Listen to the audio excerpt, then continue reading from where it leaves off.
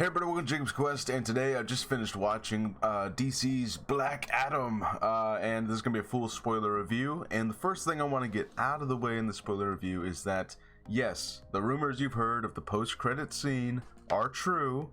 Henry Cavill's Superman does show up for about maybe 10 seconds, 12 seconds.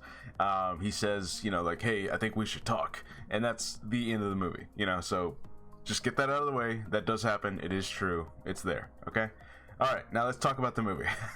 Okay. So Black Adam, it has been getting pretty bad reviews on Rotten Tomatoes, actually. And the thing is that I think it's been getting a little unfairly kind of sought after. In fact, let me go ahead and look up. I should have done this before I started recording. What is Black Adam's Rotten Tomatoes review? Let's see.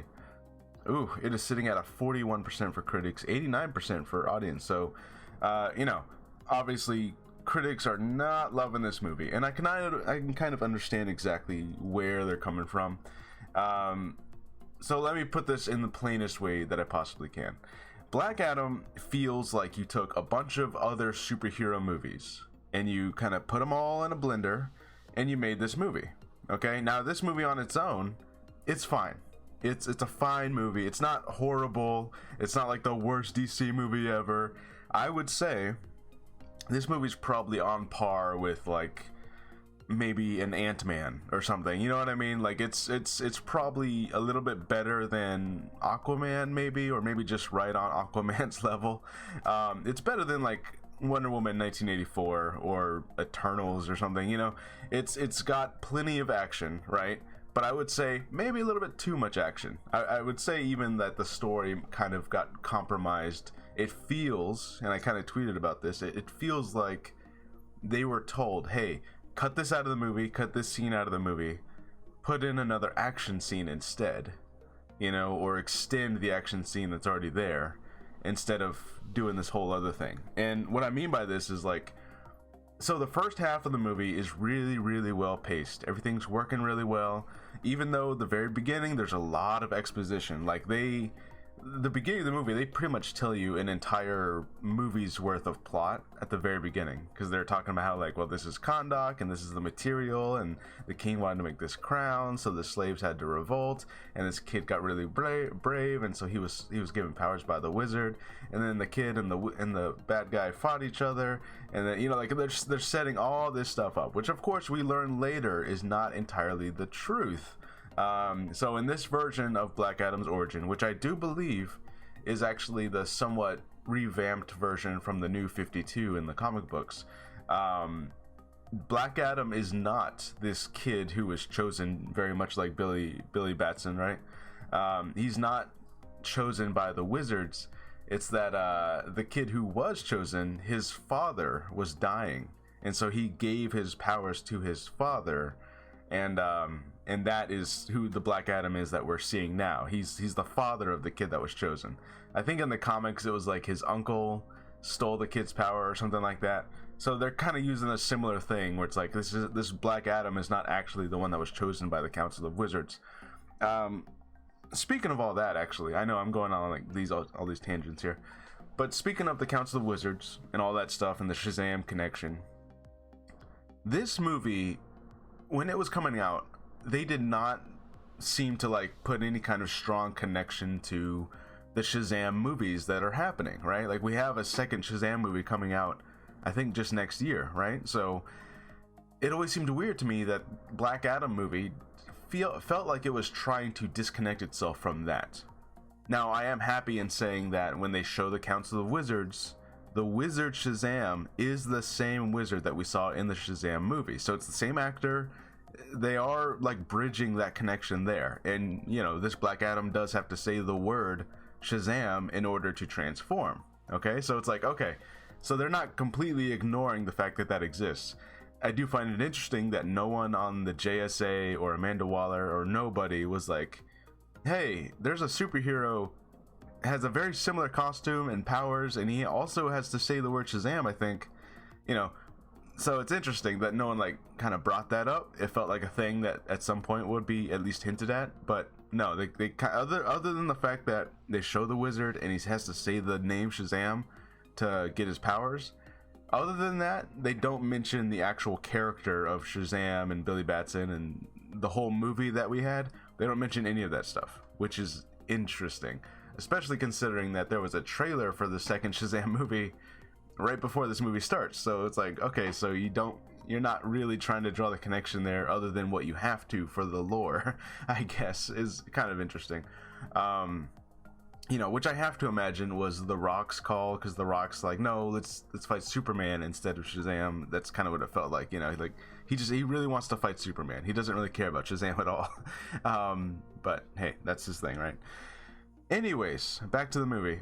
So yeah, the first half of the movie, other than that large exposition dump you get at the beginning, is actually paced really well. Like this kid sees Black Adam and he's kind of teaching him how, like, oh yeah, our modern day heroes, you got to have a catchphrase, you got to have a cool costume and a cool superhero name. And when The Rock is kind of doing this fish out of water thing where he doesn't fully understand everything, despite he somehow speaks English now, when he's learning how to be a hero just based on what this kid says, the movie is really working there. Like, I'm like, okay, so The Rock's, he's not being his like smiley charming self, he's being very like stern and kind of like he's an anti-hero, like that's what, or even a villain, yeah, depending on who you ask. That is what Black Adam is, right? Like he's not supposed to be this charming guy played by Dwayne Johnson. He's supposed to be like a real stern, serious guy. And so they do thread that line really well. I heard some people say that he's channeling Drax the Destroyer, and I definitely see that, where like he's not telling jokes so much as he is like I guess you'd call him the straight man in the joke, but the humor worked really well in those moments. And I will say, speaking of, they introduced the JSA, and you can talk about the canonicity of DC movies and how it's all over the place, but the Justice Society of America has apparently just been a thing for a while, and the way that they're introduced, especially Dr. Fate and Hawkman, they're introduced as these old friends who used to work together all the time, and Dr. Fate's retired. So it's like, okay, so completely off screen from these movies, this has just been a thing, and they're kind of acting. It feels as if there was a whole series of movies where we've known these characters for a long time, and we somehow just skipped all those movies, and now we're here. This is essentially like, if you were to just skip all the way to Infinity War or Civil War, and you like skipped the first two Avengers movies and all those individual movies, if you skipped all that stuff and just went right to like Civil War or something, and you're like, wait, who are these characters? Who are they supposed to be? They all know each other. They all seem to have this history. That's what it feels like when you're watching the Justice Society. Now, I will say, it works. I actually found all of them to be pretty likable.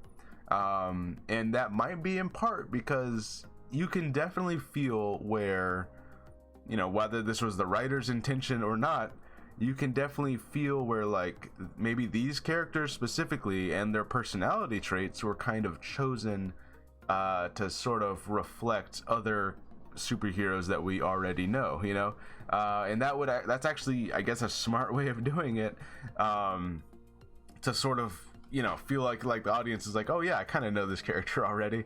And a good example, I think, is the character of Atom Smasher. So Atom Smasher's power is that he gets really big, and he puts on this mask, and the mask sort of looks like Deadpool's mask, except it's blue. And basically, this kid is a young kid who, throughout the entire movie, he's very much invoking Peter Parker. He's starting to sound like Peter Parker. He makes like, oh god, I'm not cool at all. Oh, I'm trying, guys, hold on. He's kind of like this young kid who's really inexperienced, and he's very much a Peter Parker type. And yet he has the powers of, not Ant-Man when he goes small, but Giant Man when he gets big. So it's very much a combination. It's like they took Spider-Man and Ant-Man in the MCU and they made them just one character, and that's very much what it feels like. Dr. Fate feels a lot like Doctor Strange, but maybe an even older Doctor Strange.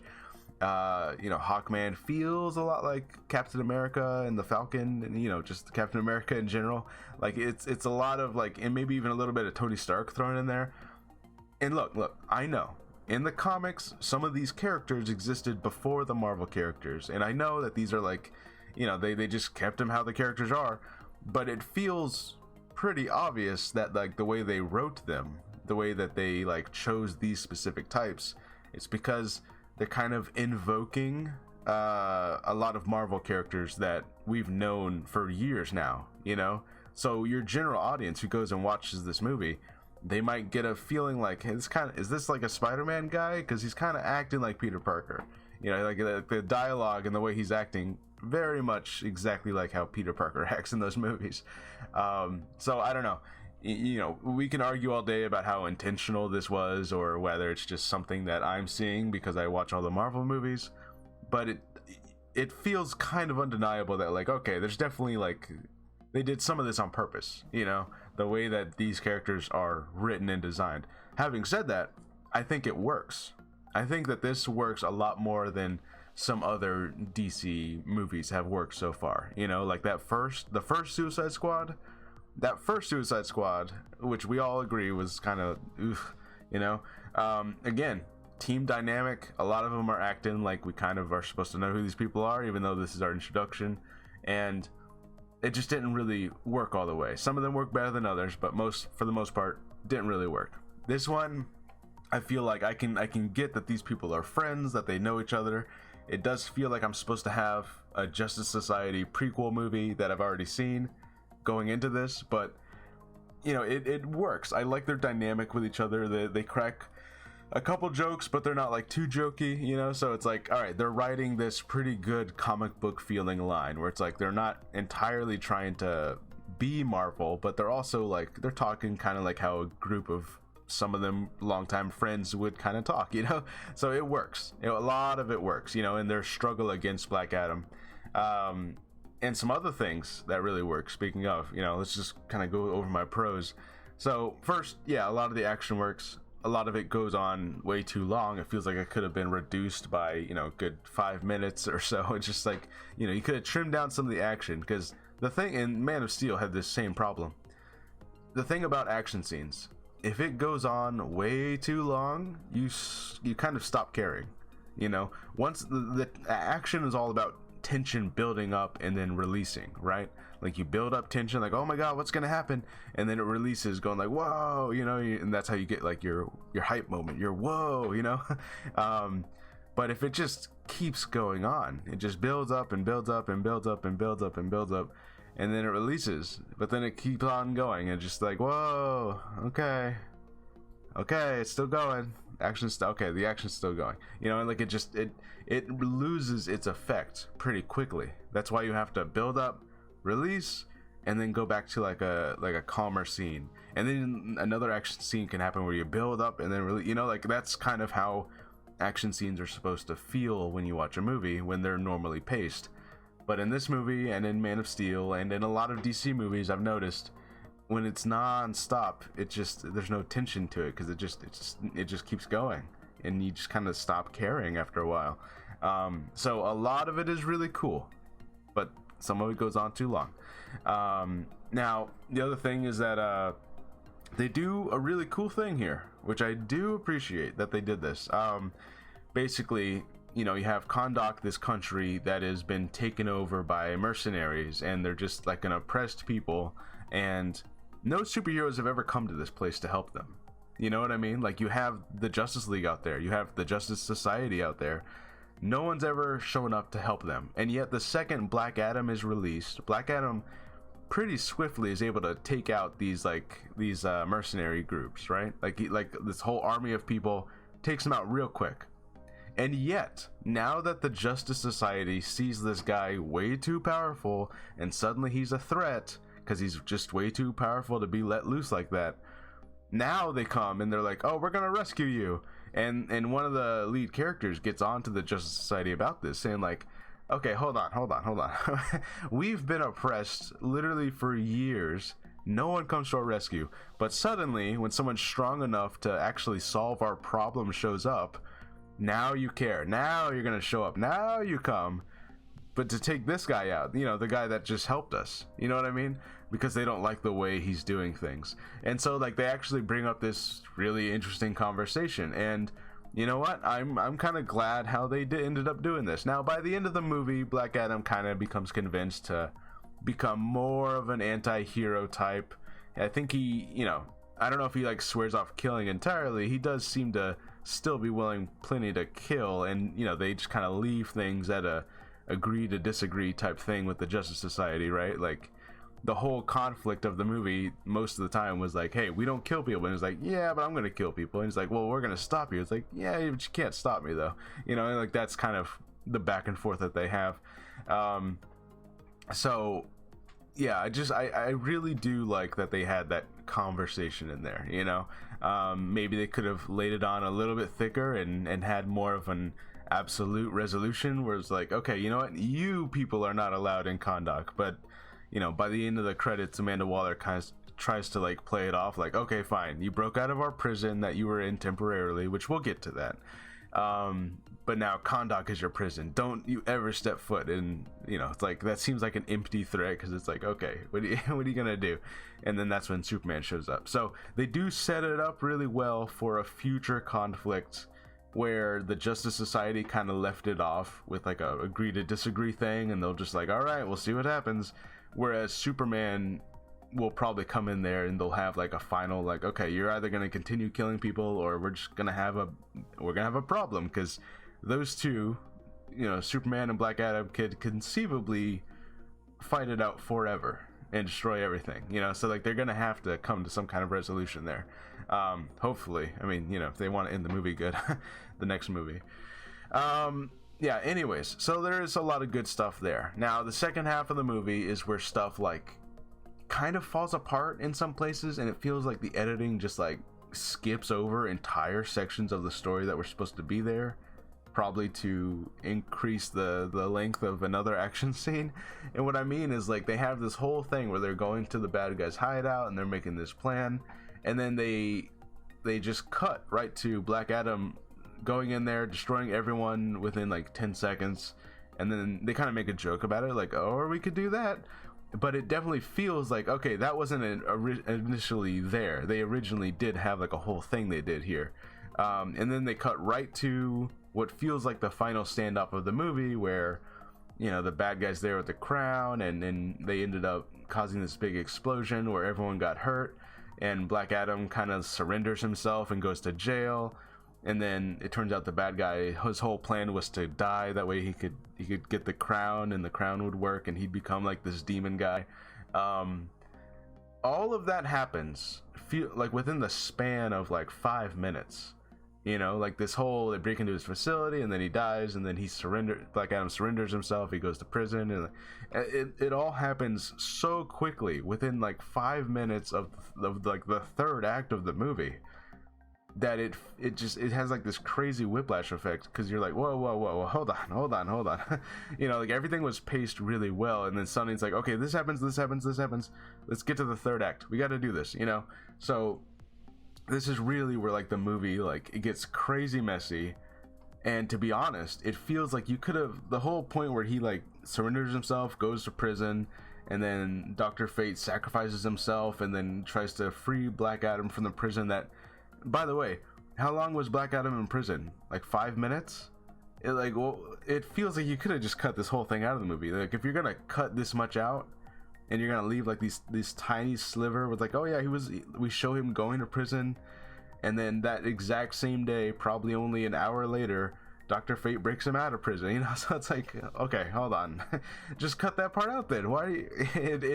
You can tell where something in the editing room happened here, you know, where it like got real messy, and I don't know what's going on. But we get to the third act where we finally have our giant demon devil guy, which, by the way, look, he kind of looked cool. You know, you could say the CGI was choppy, but it was another one of those villains where it's like, he's this demon guy and he's creating all these zombies, and then the people of Kahndaq like gather together and they do like this stupid hand signal in the air to like fight the zombies.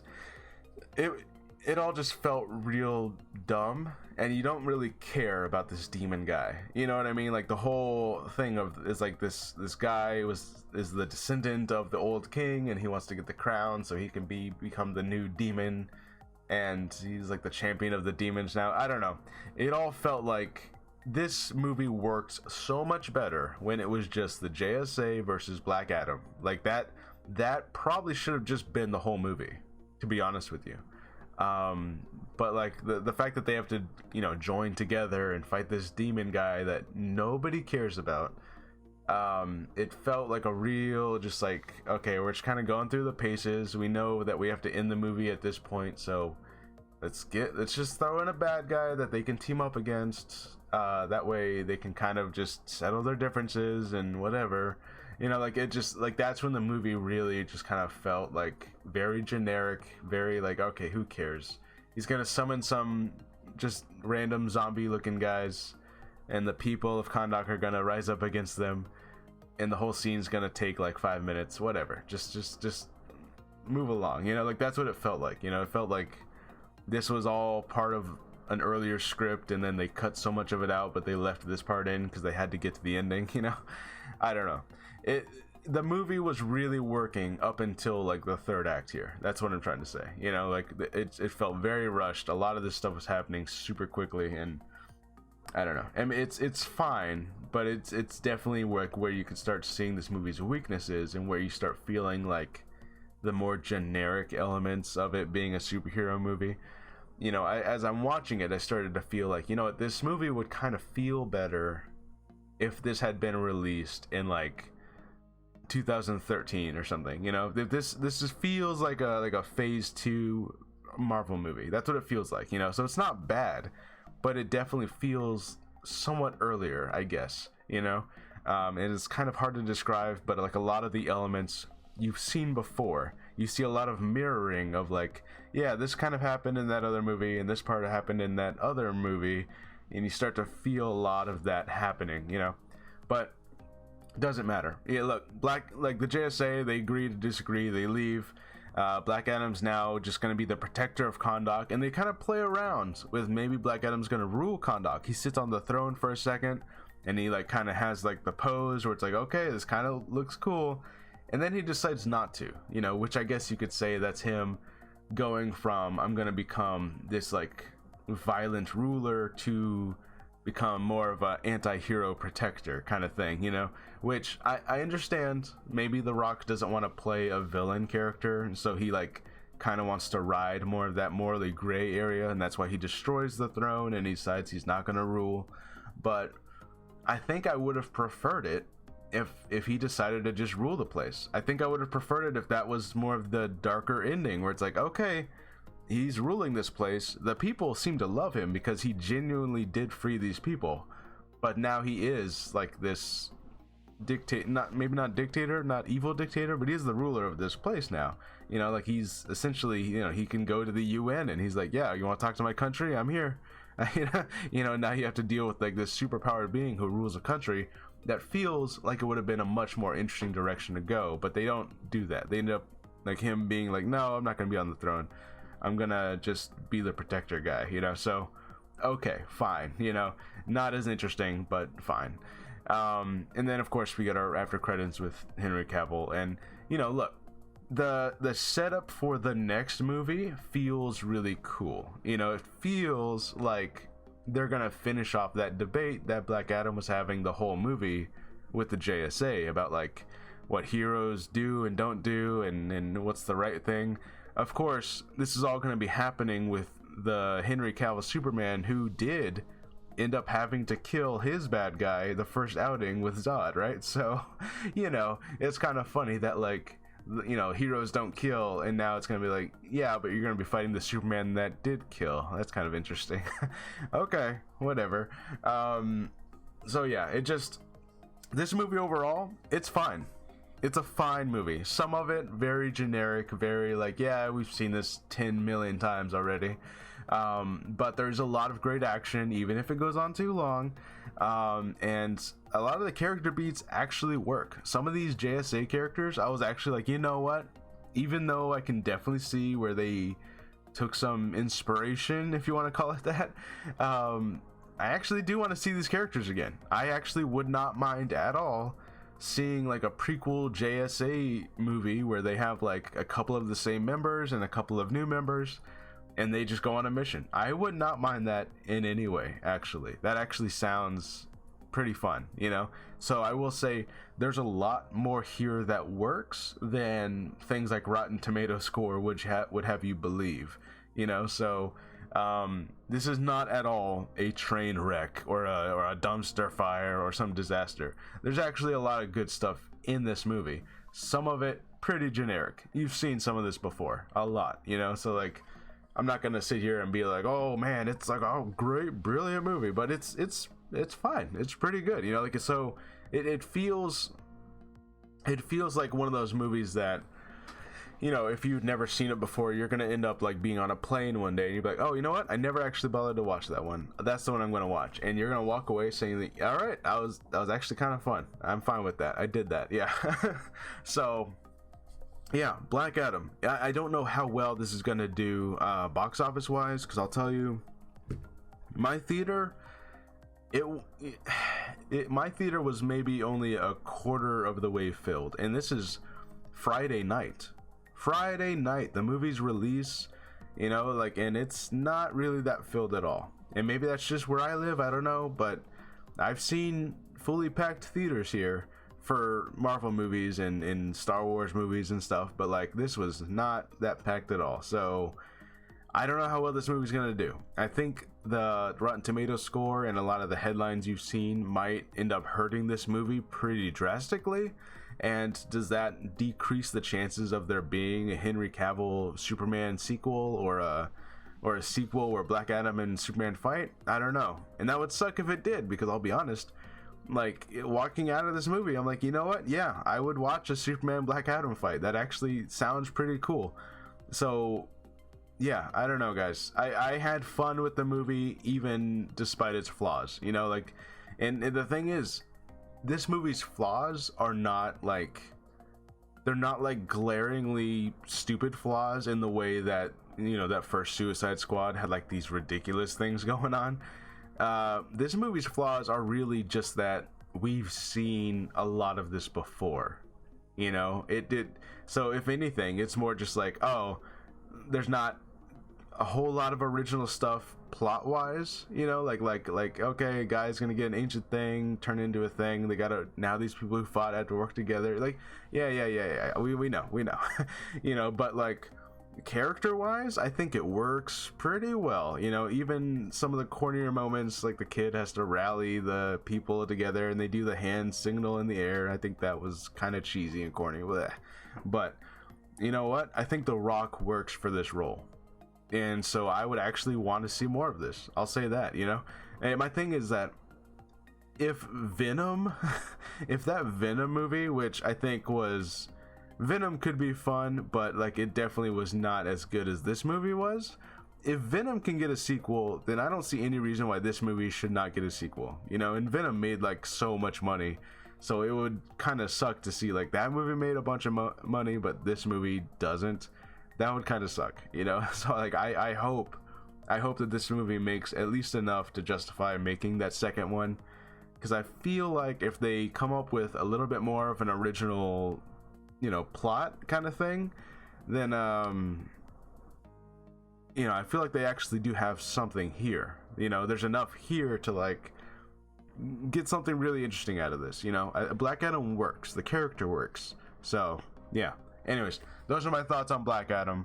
Let me know what you guys think. Let me know if you've seen it, or if the reviews have kind of like said, I'll wait for it to come on Netflix or something, or HBO Max, I guess. But yeah, overall, I had a fun time. It's kind of generic, you've seen a lot of it before, but I had a fun time. I would, you know, I don't normally give like number grades on these reviews, but if I had to give it one, I'd give it like a 6.5, a 7. You know, like, it's fine. I had a fun time while I was watching it. You know, you can see its flaws, but I'm like, they don't like ruin the movie or anything, you know. So yeah, I had a pretty good time. All right, I'll see you guys later. Bye.